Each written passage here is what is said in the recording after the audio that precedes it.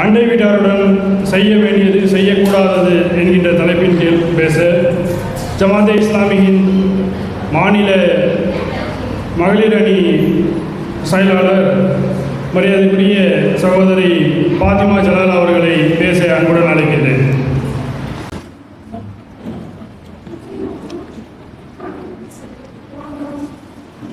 அல்ஹம்துலில்லாஹி ரப்பில் ஆலமீன் வஸ்ஸலாத்து வஸ்ஸலாமு அலல் முர்ஸலீன் வ அலா ஆலிஹி வ அஸ்ஹாபிஹி அஜ்மஈன் இலா யௌமிddin. ரப்பி ஷ்ரஹ் லி ஸத்ரி வ யஸ்ஸிர் லி அம்ரி வஹ்லுல் மின் லிசானி யஃப்கஹூ. எல்லா புகழும் இந்த விண்ணையும் மண்ணையும் படைத்து பரிபாலித்து ரட்சிக்கக்கூடிய ஏக இறைவன் ஒருவனுக்கே உண்டாகட்டும்.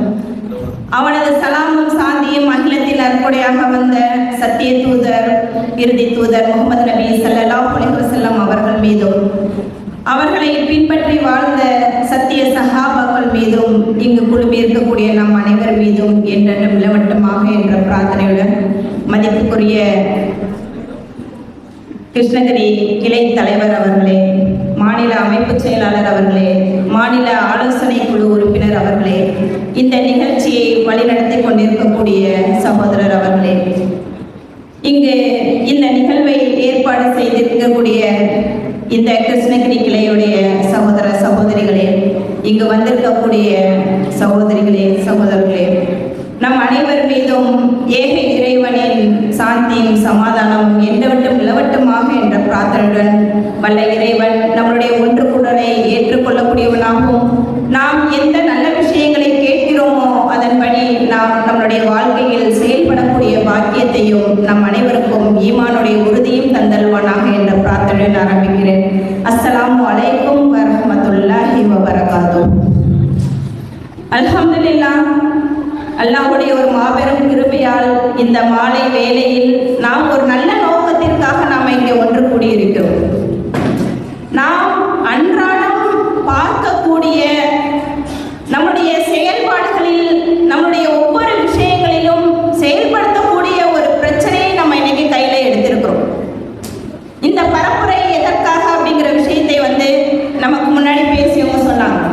எப்படி எதற்காக இந்த பரப்புரைகளை மேற்கொள்கிறோம் என்றால், நமக்கிட்ட இருக்கக்கூடிய குறைந்து வரக்கூடிய ஒரு விஷயத்தை நாம் மீண்டும் செயல்படுத்துவதற்காக, மீண்டும் நினைவுபடுத்துவதற்காக தான் இப்படியாப்பட்ட ஒரு பரப்புரையை நாம் கையில் எடுத்துக்கொண்டிருக்கிறோம்.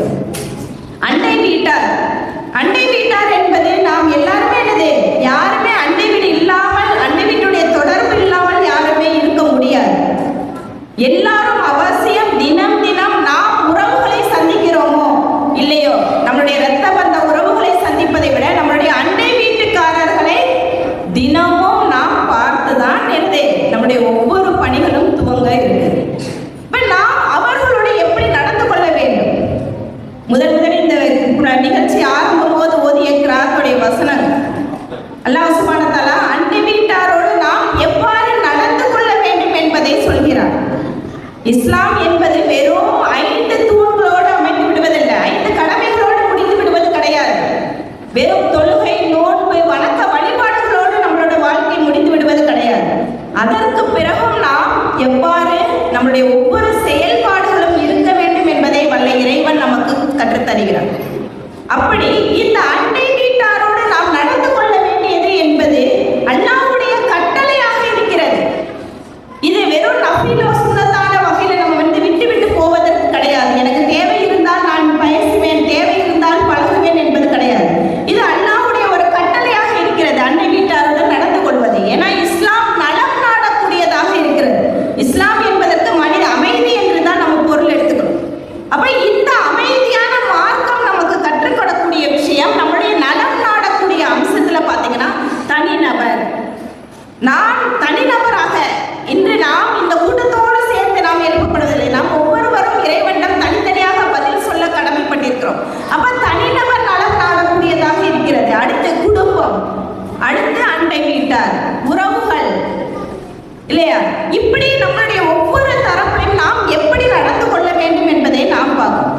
இப்ப அண்டை வீட்டாரோட பழகுவதற்கு முன்னாடி நம்மளுடைய குடும்பத்தில் நம்மளுடைய நிலை எப்படி இருக்கிறது? ஒவ்வொரு பெண்களா இருந்தாலும் ஆண்களா இருந்தாலும் நம்முடைய குடும்ப உறுப்பினர்களுடைய உறவு எப்படி இருக்கிறது?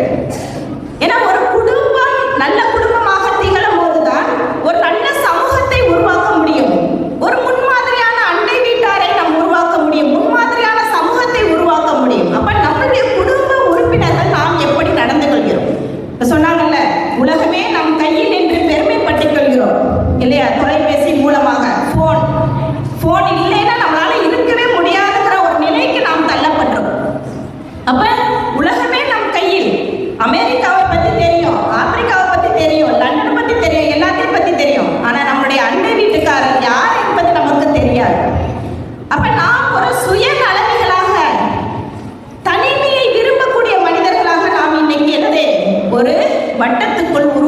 கொண்டே இருக்கிறோம்.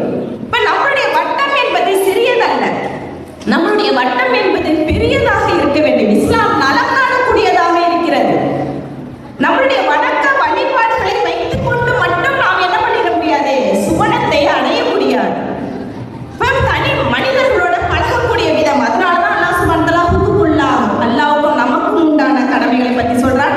ஹுக்குக்குன் நாஸ், மனிதர்களுக்கும் நமக்கும் உண்டான ஒரு தொடர்பை பத்தி சொல்லி ஹுக்குக்குன் நாஸ், நமக்கு செய்யக்கூடிய கடமையை பத்தி சொல்றான்.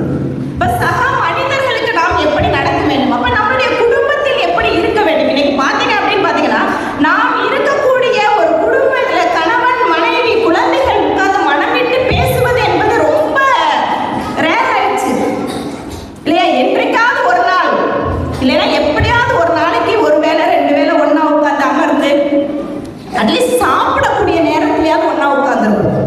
மற்ற நேரம் உட்காரலைன்னா கூட இன்னும் சாப்பிட்ற நேரத்திலேயாவது ஒன்னா உட்காருவோம். இப்போ அப்படிலாம் கிடையாது. எனக்கு பசிக்குதா, நான் போட்டு சாப்பிட்டுக்கணும். என் கணவனுக்கு பசிக்குதா, என் யாரும் வர்றாங்களோ அவங்க போட்டு சாப்பிட்டுக்கணும். என்னுடைய பிள்ளைகள் பசிக்குதா, அவங்க தனியா சாப்பிட்டுக்கணும். அப்ப இப்படியாப்பட்ட ஒரு குடும்பத்துக்குள்ளேயே ஒரு ஒற்றுமை இல்லாத ஒரு நிலை இருக்கிறது இல்ல. முதல்ல நம்மளுடைய குடும்ப உறுப்பினர்கள் நாம் என்னது ஒருவருக்கு ஒருவர் நல்ல ஒரு தொடர்பை ஏற்படுத்தணும். அப்ப ஒரு நல்ல குடும்பம் தான் நல்ல ஒரு சமூகத்தை உருவாக்க முடியும். அப்ப அதற்கு அடுத்ததாக இந்த அண்டை வீட்டார் அப்படிங்கிறது யார் அண்டை வீட்டார்? அல்லாஹ் சுப்ஹானஹு வ தஆலா லிஸ்ட் சொல்றான். யார் யாரெல்லாம் அண்டை வீட்டார் அப்படிங்கிறத சொல்றான் இல்லையா? எப்படி நீங்க அந்த அண்டை வீட்டாருடைய உறவு வெறும் அண்டை வீடு என்பது பக்கத்து வீட்டோட முடிந்து விடுவதில்லை. வெறும் பக்கத்துல இருக்கிற ஒரு வீடு மட்டும் அண்டை வீடு கிடையாது. என்ன சொல்றாங்க அண்டை வீடை பத்தி சொல்லும்போது சொல்றாங்க, ஒருவருக்கு முன்புறமும் பின்புறமும் வலது பக்கத்திலும் இடது பக்கத்திலும் உள்ள 40 வீடுகள் என்னது அண்டை வீடு. அப்ப இந்த சுற்று வட்டாரம் எல்லாமே என்னது நம்மளுடைய அண்டை வீட்டுடைய அந்த லைன்ல வருது. யாருடைய அண்டை வீடு, யாருடைய வீட்டு வாயில் உங்களுடைய வீட்டு வாயிலுக்கு அருகில் இருக்கிறதோ அவர்கள் தான் மிகவும் உரிமை பெற்றவர்களாக இருக்கிறாங்க அப்படிங்கிறத சொல்லிட்டு சொல்றாங்க. எந்த அளவுக்கு அப்படின்னு பாத்தீங்கன்னா, உறவினரான அண்டை வீட்டார், அந்நியரான அண்டை வீட்டார், பக்கத்தில் இருக்கும் நண்பர் மற்றும் வழிபோக்கர், உங்கள் கைவசத்தில் உள்ள அடிமைகள், இவங்களோடலாம் நீங்க நல்ல விதமா நடந்து கொள்ளுங்கள் அப்படிங்கிற ஒரு விஷயத்தை பார்க்கணும். அப்ப அண்டை வீட்டாருக்கு நன்மை செய்வது என்பது இறை கட்டளையாக முதல்ல நம்ம நினைக்கணும். எப்படி நடந்துக்கணும், முதல்ல அவங்க யார் இருக்கிறார், ஒரு அறிமுகம் தேவை இல்லையா? அறிமுகம் நமக்கு தேவை. யார் இருக்கிறா? இன்னைக்கு ஒரு வீடு இருக்கக்கூடிய நிலையில இன்னைக்கு அந்த ஒரு வீடு இருக்கக்கூடிய இடத்துல எத்தனை வீடுகள் இருக்குது. அப்ப அத்தனை வீடுகள் மொத்தம் நம்ம வீட்டுக்கு பக்கத்துல யார் இருக்கிறா, எழுத்தத்துல யார் இருக்கிறா, யார் இருக்கிறாங்கன்னா ஒரு அறிமுகம் வேணும். அப்ப அவர்கள் எப்படி வெறும் முஸ்லிம்களாக மட்டும் இல்லை, அண்டை வீடு என்பது வெறும் முஸ்லிம்களை மட்டும் சொல்லவில்லை. அவங்க முஸ்லிமான அண்டை வீட்டாராக இருக்கலாம், முஸ்லிம் அல்லாத அண்டை வீட்டார்களாக இருக்கலாம், உறவினரான அண்டை வீட்டராக இருக்கலாம். அப்ப அந்த அண்டை வீட்டாரோடு நாம் நடந்து கொள்ளக்கூடிய முறை என்ன செய்யணும் அப்படிங்கிறத பார்க்கும்போது நாம் அவர்களுக்கு என்னது எந்த விதத்துல உதவ முடியுமோ அந்த விதத்துல உதவும்.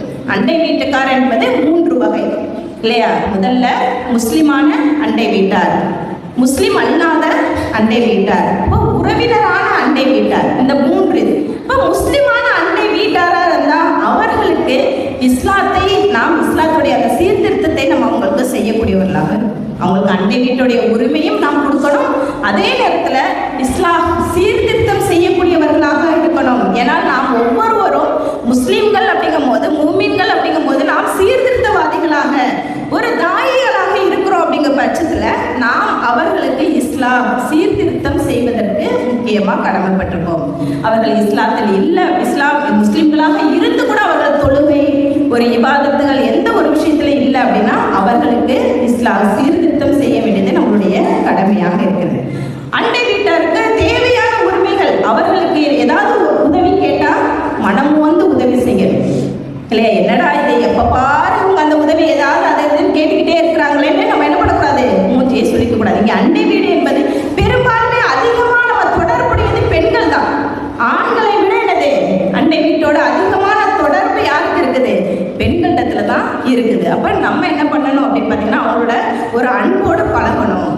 ஏன்னா நம்மளுக்கு ஏதாவது ஒரு கஷ்டம், நம்மளுக்கு ஏதாவது ஒரு துன்பம், துயரம் அப்படின்னா முதல்ல வருவது யார் தான், நம்மளுடைய அண்டை வீட்டார் தான் இல்லையா? நம்ம ரத்த பந்த உறவுகள் எல்லாமே என்னது இவங்க செய்தி சொன்னாதான் என்ன பண்ணுவாங்க, அவங்க அவங்க வருவாங்க. அப்போ அப்படியாப்பட்டவர்களிடத்துல நாம் நல்ல முறையில் அன்போடு பழகக்கூடியவர்களாக இருக்கணும். எப்படி இன்னைக்கு பார்த்தீங்கன்னா வீடுகள் எல்லாம் நெருக்கமாயிடுச்சு, ஆனால் அதே நேரத்தில் உள்ளங்கள் எல்லாமே என்னது விலகி போயிடுச்சு. அப்படி இல்லாமல் உள்ளங்களோடு நம்மளுடைய அன்புங்கிறது என்னது நம்ம பிணைந்து இருக்கக்கூடியதாக இருக்கணும் அப்படிங்கிறதையும் பார்க்குறோம். அப்போ வீட்டிற்கும் வீதிக்கும் பாலமாக உள்ளவர்களாக, நம்மளுடைய அன்புக்கும் தேவைக்கும் பாலம் உள்ளவர்களாக நம்ம அண்டை வீட்டாரை ஆக்கிக் கொள்ளக்கூடியதாக இருக்கணும் அப்படிங்கிறத பார்க்கணும். அப்போ அவர்களுக்கு ஏதாவது உதவி, அவங்க ஏதாவது கடன் கேட்டால் அவர்களுக்கு கடன் உதவி செய்யணும். நம்மளால என்ன முடியுமோ இல்லையா, அவர்கள் ஏதாவது வேற பொருளால உதவி கேட்டாங்கன்னா அந்த பொருளால நம்ம என்ன பண்ணோம், அவங்களுக்கு கொடுத்து உதவக்கூடியவர்களா இருக்கணும். இன்னும் அவர்களுக்கு எந்த தேவையில இருக்கிறாங்க, அவர்கள் எப்படியாப்பட்டவர்களா இருக்கிறாங்க, பணக்காரர்களா இல்லை ஏழைகளா, அவர்கள் வயிறார உண்கிறார்களா, உண்ணாம இருக்கிறாங்களா, சமைக்கிறாங்களா இல்லையா என்பது எல்லாமே உங்களுக்கு தெரியணும். எத்தனை குழந்தைகள் இருக்கிறாங்க, அந்த குழந்தைகளுடைய நலம் எப்படி இருக்கு, அவங்க என்ன படிக்கிறாங்க, என்ன பண்றாங்க அப்படிங்கிற இதெல்லாம் நம்ம தெரிஞ்சுக்கணும். அப்ப நம்ம வீட்டில் ஏதாவது சமைக்கிறோம் அப்படிங்கும் போது பார்த்தீங்கன்னா நம்மளுடைய சமையலுடைய அந்த ஸ்மெல் நம்ம வீட்டுக்கு வர்றதுக்கு முன்னாடி யாருக்கு தான் வரும், பக்கத்தில் உள்ளவங்களுக்கு தான் வரும். அதான் விசுவாசம் சொல்றாங்க, அண்டை வீட்டாரன் பசித்திருக்க தான் மட்டும் வயிறார உண்பவன் உண்மையான இறை நம்பிக்கையாளன் அல்ல. அப்ப நம்மளால முடிஞ்ச அளவு கொடுக்கணும். அப்ப அன்னை ஐஷா வெளியில கேட்குறாங்க, யார சொல்லா அண்டை வீடு என்பது என்னது, நீங்க இத்தனை வீடை சொல்றீங்களே, நான் யாருக்கு என்னுடைய அன்பளிப்பை கொடுப்பேன் அப்படின்னு கேட்கும் போது நபி ஸல்லல்லாஹு அலைஹி வஸல்லம் சொல்றாங்க, உங்களுடைய வீட்டு வாசலுக்கு அருகாமையில் யாருடைய வீடு இருக்கிறதோ அதை நீங்க எடுத்துக்கங்க, அதுதான் உங்களுடைய அண்டை வீடு. அப்ப அவர்களுக்கு நீங்க என்ன பண்ணுங்க, நீங்க சமைக்கக்கூடிய அந்த உணவுகளை நீங்க அன்பளிப்புகளை பரிமாறுங்க அப்படிங்கிறாங்க. அதே நேரத்துல நாம் கொடுக்கக்கூடிய அன்பளிப்புகளை உதாசீனமாக நினைக்க கூடாது. அதுக்கும் ரசூல் ஸல்லல்லாஹு அலைஹி வஸல்லம் சொல்றாங்க, ஒரு ஆட்டின் குழம்பை கொடுத்தால் கூட நீங்க என்ன பண்ணுங்க, நீங்க கேவலமா நினைக்காதீங்க, துச்சமா நினைக்காதீங்க, நீங்க அந்த அன்பளிப்பை பெற்றுக்கொள்ளக்கூடியவர்களாக இருங்க அப்படிங்கிறத சொல்றாங்க. அப்ப அந்த அளவுக்கு நம்ம அவர்களிடத்தில் நெருக்கமாக இருக்கணும் அப்படிங்கிறது பார்க்கணும். இன்னும் அவர்கள் நோயுற்றால், நம்ம சந்தோஷமான நேரத்துல இணைந்து இருக்கிறதை விட கஷ்டமான நேரத்துல அவர்களுக்கு தோள் கொடுக்கக்கூடியதா இருக்கணும். அப்ப அவர்கள் நோயுற்றால், அவங்க முடியாம படுத்திருக்கிறாங்க அப்படின்னா நம்மளால முடிஞ்ச அளவு ஒரு கஞ்சி வச்சு கொடுக்கலாம். இல்ல அவங்களுடைய வீட்டுல சிறு குழந்தைகள் இருக்கு அப்படின்னா சிறு குழந்தைகளை நம்ம பார்த்துக் கொள்ளலாம் கொஞ்ச நேரம். இல்ல வேற ஏதாவது அவங்களுடைய வீடை கிளீன் பண்ணி கொடுக்கறது, இந்த மாதிரி சின்ன சின்ன வேலைகளை நம்மளால என்ன முடியுமோ, நம்மளுக்கு முடியாத ஒரு விஷயத்தை செய்யறதுக்கு இல்லை, நம்மளால முடிந்த சின்ன சின்ன உதவிகளை அவர்களுக்கு நம்ம என்ன பண்ணலாம், அவங்களுக்கு செஞ்சு கொடுக்கலாம். இதே மாதிரி ஒரு ஜனாசா ஆயிடுச்சு, அவங்க வீட்டுல ஒரு இறப்பு ஆயிடுச்சு அப்படின்னா அந்த இறப்பு நேரத்துல நீங்க என்ன பண்ணணும், என்ன உங்களால் முடிந்த அந்த உதவிகளை நீங்க செய்யணும். நபி ஸல்லல்லாஹு அலைஹி வஸல்லம் சொல்றாங்க, யாருடைய வீட்டிலாவது ஜனாசா நடந்தால் அவர்களுக்கு 3 நாள் அந்த துக்க நாட்கள். அப்போ அவங்களுடைய வீட்டுல அடுப்பு எரிக்காம நம்ம அண்டையில உள்ளவங்க தான், பக்கத்துல உள்ளவங்க தான் என்ன பண்ணோம், அவர்களுக்கு அந்த உணவு கொடுப்பதுல இருந்து மற்ற எல்லா காரியங்களுமே நம்ம செய்யக்கூடியவர்களா இருக்கும். இது ஒரு பெரிய தாக்கத்தை ஏற்படுத்தும். நம்ம நினைக்கிறோம் இதெல்லாம் சின்ன சின்ன விஷயங்கள் பெரிய இதில் நினைக்கிறோம். அன்னைக்கு ஒரு பெண் பேசிட்டு இருந்தா, திருமணமாகி அவங்களுடைய சொந்த ஊரை விட்டு வேலை நிமித்தமாக ஒரு வீட்டில் போய் இருக்கிறாங்க, ஒரு ஊரில் போய் இருக்கிறாங்க. யாருமே அறியாத மக்கள், அந்த அண்டை வீட்டு மக்களுடைய அந்த பழக்கம் எப்படி இருந்தது தெரியாத மக்கள் தான். நான் புதுசாக அங்கே போய் குடியேறி இருக்கிறேன். இப்போ நான் கர்ப்பமுற்று இருந்தேன். அப்போ கர்ப்பமுற்று இருந்த காலத்தில் நான் மயக்கத்திலையும் வாந்திலையும் படுத்திருக்கும் போது அந்த பக்கத்து வீட்டு சகோதரிகள் என்ன பண்ணுவாங்க, என்னுடைய கணவர் வேலைக்கு போயிடுவாரு, அவங்க ஏதாவது உணவை சமைச்சு கொண்டு வந்து வைப்பாங்க, என்ன பிடிக்குதுன்னு கேட்டு சமைச்சாங்க, கொண்டு வந்து கொடுப்பாங்க. எனக்கு நான் ஒரு தனித்து தெரியாத ஒரு இடத்துல இருக்கிறேங்கிற ஒரு நிலைமையே எனக்கு இல்லை அப்படின்னு சொல்லி சொன்னாங்க. இன்னும் அதே மாதிரி என்ன சொன்னாங்கன்னா, நான் குழந்தை பெற்று எடுத்து நான் அங்கே போய் இருக்கும் போது கை குழந்தையோட இரவுலாம் தூங்காம காலையில தான் அதிகாலையில தூங்கிட்டு இருப்பேன். நான் காலையில எழுந்து பார்த்தேன்னா என்னுடைய வீட்டு டேபிள்ல காலை உணவு இருக்கும் எனக்கு. அப்படியாப்பட்ட மக்களை நான் எங்கேயுமே பார்க்கல. அந்த அளவுக்கு ஒரு அன்பும் நேசத்தோடு என்கிட்ட பழகுனாங்க. பாருங்க, ஒரு சின்ன உதவி நம்ம ரொம்ப பெருசா செய்ய போறதில்லை, நம்ம செய்யக்கூடிய உணவுகள்ல கொஞ்சம் அதிகப்படுத்தி கொடுக்கும் போது அது எவ்வளவு ஒரு பெரிய தாக்கத்தை ஏற்படுத்துது அப்படிங்கிறதை பார்க்குறோம். அதே மாதிரி நாங்கள் இருந்த ஏரியால எங்கள் வீட்டில் அடுத்தடுத்து ஜனாசா ஆகுது. அப்ப ஒரு நிலை குறைந்த நிலையில இருக்கிறோம். ஒரு வருஷத்துக்கு 2 வருஷத்துக்கு ஒரு வாட்டி ஜனாசா இருக்கும் போது எப்படி இருக்கும், அப்ப எந்த சூழ்நிலையில இருக்கோங்கிறவங்க தெரியாம அந்த அண்டையில பக்கத்துல உள்ள நபர்கள் எல்லாரும் என்ன பண்ணாங்க, எல்லா விதமான ஏற்பாடுகள், கவர்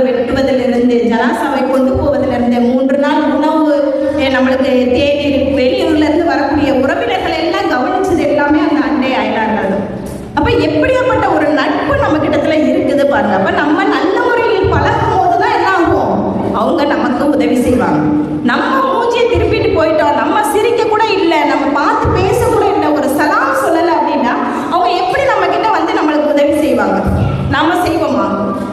அவங்க மூஞ்சி திருப்பிட்டே போறாங்க, பேசுறதே இல்லை, கதவை அடைச்சிக்கிட்டே இருக்கிறாங்க அப்படின்னா நம்ம உதவி செய்வோமா? செய்ய மாட்டோம். நம்ம என்ன பண்ணோம், நாம் மாற்றமாக இருக்கக்கூடியவர்களாக இருக்கணும். அப்ப அவருக்கு மகிழ்ச்சி அடைந்தால் மகிழ்ச்சியான விஷயங்கள்ல, நல்ல விஷயங்கள்ல நம்ம என்ன பண்ணோம், அவர்களுக்கு வாழ்த்து தெரிவிக்கக்கூடியதா இருக்கணும். அதான் அல்லாஹ் சுப்ஹானஹு வ தஆலா இந்த சூரா அன்-நிசாவுடைய 36வது வசனம் போதி காமிக்கப்பட்ட வசனத்துல சொல்றான், இந்த உறவினர்களோட நீங்க எப்படி நடந்து கொள்ளணும்னு சொல்லிட்டு கடைசியா முடிக்கும் போது அல்லாஹ் யாரை நேசிக்கிறான் அப்படின்னு சொல்லும் போது வீண் பெருமையிலும் கர்வத்திலையும் உழல்பவர்களை அல்லாஹ் நேசிக்க மாட்டான்ங்கிறான். ஏன் அண்டை அயலார் உறவுகளுடைய பேணுதலை பத்தி சொல்லிட்டு ஏன் நேசிப்பதில்லை, ஏன் கர்வத்தையும் வீண் பெருமையும் கொண்டு வரானா? இன்னைக்கு அண்டை வீட்டாருடைய போட்டி பொறாமை அதிகமாக இருக்கு. அவங்க ஒரு நல்ல நிலைமையில இருந்தா நம்மளால தாங்கி கொள்ள முடிய மாட்டேங்குது இல்லையா? அவளுக்கு தான் எப்படி தான் வாழ்வு வந்ததுன்னே தெரியல, எவ்வளோ கஷ்டப்பட்டா, இன்னைக்கு பாரு எப்படி இருக்கா வாழ்வு அப்படின்னு. அப்போ அந்த பெருமையும் அந்த பொறாமையும் நம்மளிடத்துல இருக்கக்கூடாது அப்படிங்கிறத இதுல இருந்து தெரியுது அப்படிங்கிறதையும் பார்க்குறோம். இன்னும் வந்து பார்த்தீங்கன்னா அடுத்து வந்து அவங்களுக்கு காற்று புகாத வண்ணம் நம்மளுடைய செவர்களை உயர்த்தக்கூடாது. எந்த விதத்திலையுமே நபி ஸல்லல்லாஹு அலைஹி வஸல்லம் சொல்றாங்க, ஈமான் உள்ளவர்கள் யார் அப்படின்னு பார்த்தீங்கன்னா நபி ஸல்லல்லாஹு அலைஹி வஸல்லம் ஒரு முறை வந்து மிம்பர்ல நிற்கும் போது சொல்றாங்க, அவன் இறை நம்பிக்கையாளன் அல்ல, அவன் இறை நம்பிக்கையாளன் அல்ல அப்படிங்கிற விஷயத்தை சொல்லிட்டு அப்ப சஹாபாக்கள் கேட்குறாங்க, யா ரசூலுல்லாஹ் யாரை சொல்றீங்க அப்படின்னு சொல்லும் போது சொல்றாங்க, எந்த மனிதனின் தீமையிலும் தவறான நடத்தையில் இருந்தும் அண்டை வீட்டுக்காரர் பாதுகாப்பாய் உணரவில்லையோ அந்த மனிதன் இறை நம்பிக்கையாளன் அல்ல. நம்ம நினைக்கிறோம் நாம் தொழுதுட்டோம், வணங்கிட்டோம், நோன்பு வச்சுட்டோம், ஜகாத் கொடுத்துட்டோம், சதக்கா செஞ்சுட்டோம், ஹஜ் செஞ்சுட்டோம், நாம் இறைவனிடத்துல சுவனத்தை பெறுவோம் நம்ம நினைக்கிறோம். இல்லை, நாம் அண்டை வீட்டாருக்கு துன்பமும் நோவினையும் கொடுத்தால் கண்டிப்பாக நாம் என்ன பண்ண முடியாது, சுவனத்தை அடைய முடியாது. ஏன், ஒரு இறை நம்பிக்கையாளனாக கூட அல்லாஹ்வுடைய பார்வையில நம்ம இருக்க முடியாது. அப்ப இந்த முஸ்லிம் அல்லாத அண்டை வீட்டாரோட, முஸ்லிமான அண்டை வீட்டாரோட நம்மளுடைய பழக்கம். இதே முஸ்லிம் அல்லாத ஒரு அண்டை வீட்டாராக இருக்கிறாங்க அந்த அண்டை வீட்டார் அப்படின்னா அவர்களுக்கு இஸ்லாத்துடைய செய்தியை நாம் எடுத்து சொல்லக்கூடியதா இருக்கணும். ஏன்னா அல்லாஹ் சுப்ஹானஹு வ தஆலா யாரை நஷ்டத்திலிருந்து வெற்றியாளர்கள் சொல்றானோ சத்தியத்தை ஒருவருக்கொருவர் எடுத்துரைக்கக்கூடிய மக்களை பார்த்துதான் வெற்றியாளர்கள்ங்கிறான். அப்ப நாம் அல்லாஹ்வுடைய அந்த தூதை, அல்லாஹ்வுடைய செய்தியை நாம் என்ன பண்ணோம், நாம் அந்த அண்டை வீட்டாருக்கு உள்ள உரிமைகளை செய்துவிட்டு நாம் அந்த தாவா அழைக்கக்கூடியவர்களாக, ஒரு அழைப்பாளராக இருக்க வேண்டும். அவர்களை இஸ்லாத்துடைய அந்த செய்திகளை நாம் அந்த மக்களுக்கு சொல்லக்கூடியவர்களாக இருக்கணும். அடுத்து உறவினரான அண்டை வீட்டார் அப்படிங்கும் போது உறவுகளை எப்படி பேண வேண்டுமோ, இரத்த பந்த உறவுகளை எப்படி பேண வேண்டுமோ அந்த முறைப்படியும் பேணணும். அண்டை வீட்டுக்காரன உரிமையும் நாம் செய்யணும். ஏன்னா நபி ஸல்லல்லாஹு அலைஹி வஸல்லம் அவர்கள் சொல்றாங்க, யார் உறவுகளை, இரத்த பந்த உறவுகளை சீர்குலைக்கிறார்களோ அவர்கள் சுவனத்தை அடைய மாட்டார்கள், சுவனத்திற்கு சொந்தக்காரர்கள் ஆக முடியாது, சுவனத்தின் வாடையை நுகர முடியாதுங்கிறாங்க. அப்ப இரத்த பந்த உறவுகளை சீர்குலைப்பதிலிருந்தும் நாம் அவர்களிடம் இருக்கணும். அதே மாதிரி பயணத்தில் போகும்போது பக்கத்தில் இருக்கக்கூடிய நபர்கள், நாம் நம்மளுடைய தொடர்பில் உள்ளவர்கள் எல்லாமே அண்டை அயலார்களாக தான் இருக்கிறார்கள். அப்ப அவர்களுக்கு செய்யக்கூடிய ஒவ்வொரு விஷயத்தையும் நாம் செய்து கொண்டு இருக்கணும் அப்படிங்கிறத நம்ம பார்க்கணும். இன்னும் பார்த்தீங்க அப்படின்னு பார்த்தீங்கன்னா நம்மளுடைய ஒவ்வொரு விஷயம் நம்மளால எந்த ஒரு தொல்லையும் இருக்கக்கூடாது. நபி ஸல்லல்லாஹு அலைஹி வஸல்லம் அவர்களிடம் ஒரு பெண்மணியை பற்றி சொல்லப்படுது. அப்ப ஒரு பெண்மணியை பற்றி சொல்லும்போது சொல்றாங்க, யா ரசூலுல்லாஹ் ஒரு பெண்மணி இருக்கிறார், அவள் அதிகமாக பரலான தொழுகைகள் தொழுவது மட்டுமில்லாமல் அதிகப்படியான தொழுகைகளிலும் ஈடுபடுறார், அதிகமான தான தர்மங்களில் ஈடுபடுறார், நஃபிலா பரலான நோன்புகளை தவிர நஃபிலான எல்லா நோன்புகளையும் அவள் நோக்கிறார். ஆனால் அவள் அண்டை வீட்டாருக்கு தன்னுடைய கைகளாலும் வாயாலும் துன்பத்தை கொடுக்கிறார். அவள் நல்ல முறையில் நடந்து கொள்ளவில்லை அப்படின்னு சொல்லும் போது நபி ஸல்லல்லாஹு அலைஹி வஸல்லம் என்ன சொன்னாங்க, அவளுடைய அமலை மட்டும் பார்த்துவிட்டு அவளை சுவனவாசி என்று சொல்லவில்லை. என்ன பண்றாங்க, அவளுடைய நடைமுறை வாழ்க்கையையும் பார்த்துட்டு அவள் நரகத்துக்குரியவள் என்று சொல்றாங்க. பாருங்க, அப்ப வெறும் நாம் இபாதத்துகளால் மட்டும் வெற்றி அடைந்து விட முடியாது. நம்மளுடைய அஹ்லாக், நம்மளுடைய நற்குணங்கள் இல்லை, நபி ஸல்லல்லாஹு அலைஹி வஸல்லம் சொன்னாங்க, உங்களுடைய நாளை, உங்களுடைய மர்மையில மீசாங்கிற எடை தட்டில் கனமாக இருக்கக்கூடியது உங்களுடைய நற்குணங்களை கொண்டுதான் என்னது அந்த எடை உங்களுக்கு கனமாக இருக்கும். அப்ப நம்மளுடைய நல்ல நட்பு. அதே நேரத்துல இன்னொரு பெண்மணியை பத்தி சொல்லப்படுது. நபி ஸல்லல்லாஹு அலைஹி வஸல்லம் சொல்றாங்க, யா ரசூலுல்லாஹ், ஒரு பெண்மணி இருக்கிறா, அவள் பரலான தொழுகைகளை நிறைவேற்றா, பரலான நோன்புகளை நோக்கிறா, அவளால் முடிந்த அளவு தான தர்மங்கள்ல செய்றா, ஆனால் அவள் அண்டை வீட்டாருடன் நல்ல முறையில் நடந்து கொள்கிறாள். அப்ப அண்டை வீட்டாரோட நல்ல முறையில் நடந்து கொள்கிறான்னு சொல்லும்போது நபி ஸல்லல்லாஹு அலைஹி வஸல்லம் அவர்கள் சொல்றாங்க, அவள் சுவனவாசி. பாருங்க, அப்ப அவள் சுவனவாசி. அப்ப அண்டை வீட்டாருடன் நாம் நடந்து கொள்ளக்கூடிய அந்த முறைங்கிறது ரொம்ப ரொம்ப முக்கியமாக இருக்குது. அப்ப நம்முடைய தொடர்பு, நம்முடைய நற்குணங்கள், நல்ல விஷயங்கள் தான். நாம் கோடி கோடியாக கொட்டி கொடுப்பது என்பது உதவி கிடையாது. நாம் நல்ல முறையில் ஒரு அன்பாக பேசுவது இல்லையா? நபி ஸல்லல்லாஹு அலைஹி வஸல்லம் தான் சொல்றாங்க, நீங்க எந்த அளவுக்கு அந்த குழந்தைகளை உங்களுடைய குழந்தைகளாக பாருங்க, அந்த குழந்தைகளுக்கும் நல்ல நேரான வழியை காட்டுங்க அப்படிங்கிறாங்க. அதே மாதிரி நம்ம நடந்துக்கிறது மட்டும் இல்லை, அண்டை வீட்டாரோட நல்ல முறையில நம்மளுடைய இளம் தலைமுறையினருக்கு அந்த பண்பை ஊட்டி வளர்க்கக்கூடியவர்களாக இருக்கும். இன்னைக்கு பாத்தீங்கன்னா இன்னைக்கு இருக்கக்கூடிய இளம் தலைமுறையினரிடம் அந்த உதவி மனப்பான்மை இல்லை. பெரியவர்களுக்கு மரியாதை செய்யணுங்கிற எண்ணமும் இல்லை. அது ஆசிரியர்களாக இருக்கட்டும், பெரியவர்களாக இருக்கட்டும், நம் வீட்டுக்கு வரக்கூடிய உறவினர்களாக இருக்கட்டும், யாருக்குமே மதிப்பளிக்காத ஒரு நிலை இன்னைக்கு உருவாக்கிட்டு இருக்கு. இப்ப இந்த நிலையை மாற்றணும். நாம் அந்த குழந்தைகளுக்கு பிறருக்கு உதவ வேண்டும், பெரியவர்களுக்கு மதிப்பளிக்க வேண்டும் என்ற எண்ணத்தை உருவாக்கி கொடுக்கும் இல்லையா? இன்னைக்குள்ள இளைஞர்கள் என்ன அப்படின்னு பாத்தீங்கன்னா, இப்ப நம்ம பஸ்ல பயணம் போய்கிட்டு இருக்கோம். அப்பெல்லாம் பாத்தீங்கன்னா யாராவது ஒரு பெண்கள் நிக்கிறாங்க, வயதானவர்கள் நிக்கிறாங்க, ஒரு கர்ப்பிணி பெண் நிக்கிறாங்க அப்படின்னா உடனே எடுத்து என்ன பண்ணுவாங்க, இடம் கொடுப்பாங்க. ஆனா இன்னைக்கு உள்ள இளம் தலைமுறையினர் என்ன பண்றது கிடையாது, எழுந்து இடமும் கொடுப்பதில்லை, அவங்களுக்கு எந்த ஒரு உதவியும் செய்வதே. இப்ப ட்ரெயின்ல எல்லாம் பயணம் செஞ்சு போய்கிட்டே இருக்கிறோம். இப்ப ட்ரெயின்ல பயணம் செய்யும் போது நம்மளுடைய பக்கத்தில் இருக்கக்கூடியவர்கள் அண்டை அயலார் தான். அப்ப அவர்களிடத்துல எப்படி நடந்துக்கணும்? ஒரு முறை நாங்க எல்லாருமே பயணம் செஞ்சு போய்கிட்டு இருக்கிறோம். அப்ப என்ன ஆகுது அப்படின்னு பாத்தீங்கன்னா, அப்பர் பெர்த். இப்ப வயசுலாம் இல்லை, இளம் பெண்களுக்கு கீழே போடுவாங்க, வயதானவங்களுக்கு அப்பர் பெர்த். அப்பர் பெர்த்தை மாற்ற சொல்லி ஒரு பிள்ளைகிட்ட கேட்கிறோம், அம்மா கொஞ்சம் நீ உன்னோட லோயர் பெர்த்தை கொடு, அப்பர் பெர்த்தை நீ எடுத்துக்கம்மா அப்படிங்கிறோம். எந்திரிக்கவே மாட்டேங்குது. 20 வயது பிள்ளை தான், ரொம்ப வயசுலாம் இல்லை, 20 வயசு. எவ்வளவு சொல்றோம், உன்னை தூக்கி கூட படுக்க வைக்கிறோம்மா, உன்னுடைய திங்ஸ் எல்லாம் எடுத்து தரோம், எல்லாமே பண்றோம், முடியவே முடியாது. அப்ப எந்த அளவுக்கு அந்த உதவிங்கிற மனப்பான்மை எதுவுமே இல்லை. நானும் டிக்கெட் எடுத்துட்டு வரேன், நானும் சக பயணி, அப்ப நான் என்னால ஒன்றும் செய்ய முடியாது அப்படிங்கிறது. அப்ப அந்த நிலை இருக்கக்கூடாது. நம்ம அப்ப அந்த குழந்தைகளுக்கு பெரியவர்களுக்கு மதிப்பளிக்கக்கூடிய விஷயத்தையும், அந்த உறவுகளுக்கு அந்த மரியாதையை செலுத்தக்கூடிய ஒரு அன்பையும் நேசத்தையும் நம்ம என்ன பண்ணோம், அவங்களுக்கு கற்றுக் கொடுக்கக்கூடியவர்களாக இருக்கணும் அப்படிங்கிறத பார்க்கலாம். அப்ப சுக துக்கங்கள் எல்லாத்துலேயுமே நம்ம என்ன பண்ணோம், அவர்களுக்கு வாய்ப்பளிக்கக்கூடியதாக இருக்கணும். அப்ப இப்படி நம்மளுடைய நட்புங்கிறது, நம்மளுடைய அன்புங்கிறது நம்மளால முடிந்த அளவு செய்யணும். நம்ம நினைக்கிறோம், நாம இன்னைக்கு கஷ்டப்படுறோமே, நாம எப்படி அவர்களுக்கு உதவி செய்ய முடியும், நாம் எப்படி அவர்களுக்கு தர்மம் செய்ய முடியும் அப்படின்னு நினைக்கிறோம். இல்லை, நம்மளால முடிந்த உதவி, பணத்தால் மட்டும்தான் உதவிங்கிறது கிடையாது. நம்மளால உடலால் செய்யக்கூடிய உதவி இருக்கு. நம்மளுடைய உடல் அளவுல நம்ம உதவி செய்ய முடியலையா, நம்மளுடைய பேச்சால உதவி செய்யலாம். ஒரு அன்பான வார்த்தை, ஒரு ஆறுதலான வார்த்தை. அவங்க முடியாம இருக்கிறாங்க அப்படின்னா, அந்த முடியாம இருக்கக்கூடிய நேரத்துல நம்ம போய் அவங்களுக்கு இன்னும் கொஞ்சம் ஒரு பயத்தை ஏற்படுத்தக்கூடாது. ஐயோ, உனக்கு போய் அப்படி ஒரு நோய் வந்துச்சு, உனக்கு போய் ஒரு கஷ்டம் வந்துச்சு, இப்படி ஆயிடுமே அப்படி ஆயிடுமே, பயத்தை இல்லாம அவங்களுக்கு ஒரு ஆறுதலை நம்ம நம்மளுடைய பேச்சால கொடுக்கணும். நாம் பேசக்கூடிய வார்த்தைகள் அவர்களுக்கு மனதை அமைதிப்படுத்தக்கூடியதாக இருக்கணும். நம்மளுடைய மனதை குழப்பத்தில் உண்டாக்கக்கூடிய அளவுக்கு ஆகக்கூடாது. அப்ப நாம் பணத்தால் உதவி செய்ய முடியலனாலும் நம்மளுடைய வார்த்தைகள் நல்ல முறையில் அவங்களுக்கு மனதை ஆறுதல் அளிக்கக்கூடியதாக இருக்கணும். அவர்களுக்கு அறிவுரை சொல்லக்கூடியதாக இருக்கணும். நபி ஸல்லல்லாஹு அலைஹி வஸல்லம் அவர்கள் சொன்னாங்க, யார் சிறந்தவர், மனிதர்களில் சிறந்தவர் யார் அப்படின்னா, நம்மை பார்க்கும்போது, யாரை பார்க்கும்போது இறைவனுடைய நினைவு வருகிறதோ, இறைவனுடைய நினைவு யாருக்கு வருகிறதோ அவர்தான் சிறந்தவர் அப்படிங்கிறாங்க. அப்ப நம்முடைய செயல்கள் தான் நம்மை அலங்கரிக்கக்கூடியதா இருக்கும். நாம் இன்னைக்கு செய்யக்கூடிய அலங்காரம் என்பது எடுபடாது. நம்ம செய்யக்கூடிய செயல்கள் மூலமாக நம்மளுடைய அலங்காரத்தை நம்ம அதிகப்படுத்தக்கூடியதாக இருக்கும். இப்ப நம்மளுடைய அந்த பார்வை, நம்மளுடைய பேச்சு அவர்களுக்கு இன்பத்தையும் ஒரு சுகத்தையும் தரக்கூடியதாக இருக்கும். நபி ஸல்லல்லாஹு அலைஹி வஸல்லம் சொன்னாங்க, நீங்க அவங்களுக்கு உதவி செய்யுங்கன்னு சொல்லிக்கிட்டே வர்றாங்க. இப்போ கடைசியில் சொல்கிறாங்க, என்னால் எதுவுமே முடியல அப்படின்னா அவர்களுக்கு தொந்தரவு கொடுக்காத.